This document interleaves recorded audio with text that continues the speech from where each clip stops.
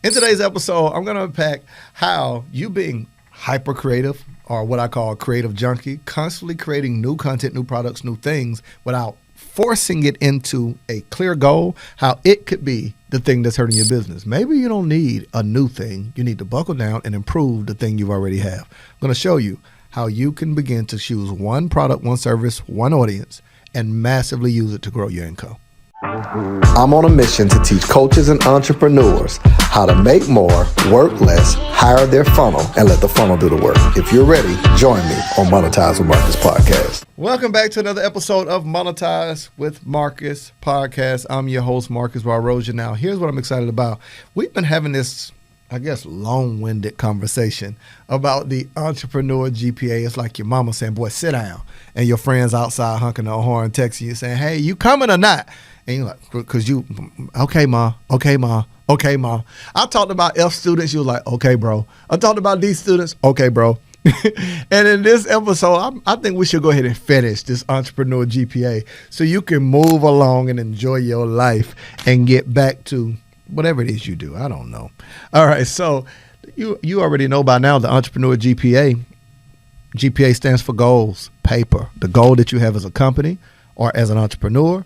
The paper that you make and the actions that you take makes up the entrepreneur GPA. And we said the F students are habit addicts. We talked about D students, which are emotional hoarders, that hoards emotions of failure, that keeps them from making tough decisions in business or asking for the sale or forces you to discount your price. Now, the C student, I really want to dig into this idea of what I call a creative junkie. This is a person. Have you ever found yourself like days you know you have a long list of things to do? You do the easiest thing to ignore doing the hard stuff. Like, okay, I'll get around to it. And you feel better just feeling like, at least I did something. Right? Just that feeling of you just walking around. Like it took you 2 hours to film a 2-minute video. And you're like, yeah, I filmed a video and I edited it, but there were more important things to do in your business. And that feeling that you got of just, at least I did something. I know so many people, entrepreneur, beware. The most dangerous thing for entrepreneurs is spending a bunch of time on that thing called Canva. You know, you do know that you can go on Fiverr and pay somebody $5 to $10 to create what probably took you an hour on Canva. Now, you left your job because they offered you $9, $10 an hour. You're like, yeah, I quit that job, bro. I ain't want my 9 to 5. They weren't paying enough for you to become an entrepreneur and do $9, $10 an hour tasks. You just gave yourself a decrease in income and you felt creative. Look at that flyer. You sound like an old uncle. That's on a barbecue. That's a fire. That's a fire. Instead of you, that's a flyer. That's a flyer. Listen to me. It's all jokes, but I'm serious. At this point in my life, I'm not spending a lot of time doing something that at my best, all I'll be is average. You should not spend a lot of time in your business doing something that at your best, you'll only be average. I'm not a video editor. I'm not a graphic designer. I'm great at marketing. At my best, I'm average at everything else. I'm great at speaking, but at my best, I'm average at everything else. So I can speak, but I can't capture and edit my speeches. I would rather let somebody that's at their best. So those people that are creative junkies, they spend their time constantly creating new things. They start with a conference. Then they say after the conference, they want to do this. Oh, I got this ebook. Oh, now I got this course. Oh, now I got this conference. Oh, now I got this program. And what makes it worse, creative junkies are drawn to listening to a whole lot of new ideas and new concepts. So you'll sit on an IG Live and listen about Turo, but you don't have a Turo business. Now you want to start one. You'll sit and listen about Amazon. Now you want to start an Amazon business. You'll sit and listen about funnels. When you do that, what you're doing, you're not going to like this. This is going to be the dopest thing. Come here. I felt really brilliant. I need my glasses for this. You got to hang them off your nose because that's what makes you look smart, okay?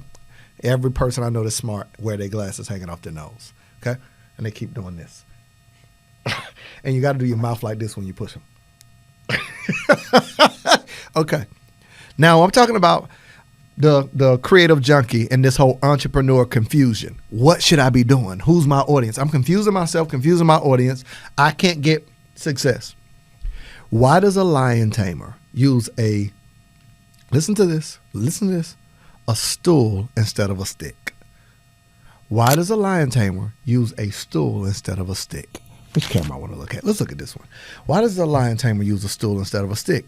Because the lion has extreme strength, potential. He can run fast. He can destroy anything in his path. But the lion tamer, by using a stool, in order for the lion to attack, it needs a primary focus. It needs to focus and then pounce. By using a stool, it keeps the lion in constant hesitation. It does not have a focal point of what to attack, so its strength becomes weakness until it can focus. Oh, that was good. That was good. And here is the problem with entrepreneurs. We all have a genius type quality in order to be an entrepreneur. We all have lion type speed and strength. But when you are a creative junkie, your strength becomes useless because you don't have a focal point. What's the primary focus of your business? What's the one thing that you know every day is the most important to your business? That's your primary focus. As a creative junkie, you're going to always have a new idea, something else you can do that you feel good doing, that you enjoy. You shouldn't go to no more conferences for a little while. You probably don't need no more webinars for a little while. You probably should just go back through your notes. Like, let me just go through my notes, and for the next month, let me tell you what I'm doing. If it's not about faith or funnels, I don't want to know it.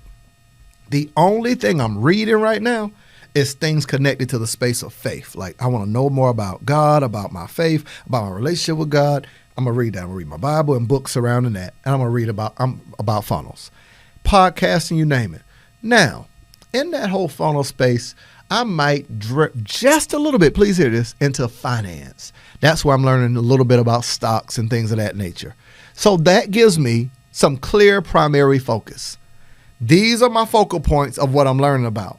You need some guardrails. You need some way to channel your mind and say, okay, I'm going to channel my creativity into these lanes. All right. C students, let's get into B students. This is the most important thing I'm going to teach you in this podcast.